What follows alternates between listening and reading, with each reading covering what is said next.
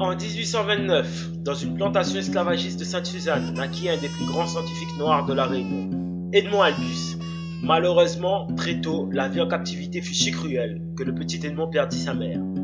Suite à ce tragique événement, il fut acheté par Féréole Bélier-Beaumont, qui l'initia à l'horticulture et à la botanique. À la grande surprise du colon, Edmond démontrait une intelligence hors du commun. En 1841, alors qu'il n'a que 12 ans, il fut le premier au monde à découvrir le procédé de pollinisation de la vanille. Ce fut une révolution scientifique et financière qui permit d'enrichir considérablement les planteurs du monde entier et surtout de la Réunion. Cette dernière devint le premier producteur mondial de la vanille et le berceau d'un nouveau savoir-faire. Malheureusement, la paternité de la découverte par Edmond fut contestée par les esclavagistes et les colons racistes de l'époque.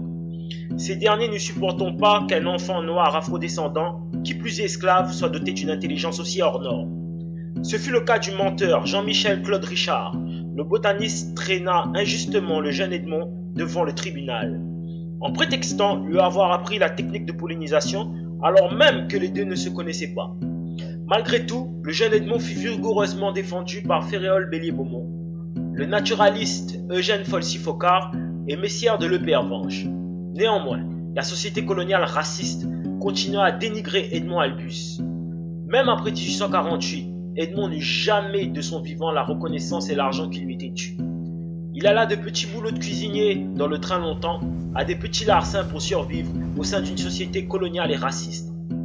Il mourut dans la misère en 1880 et même après sa mort en 1910, les journaux coloniaux continuèrent à insulter sa mémoire.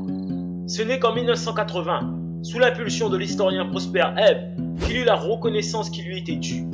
Aujourd'hui, des statues sont érigées en son honneur et des écoles portent son nom.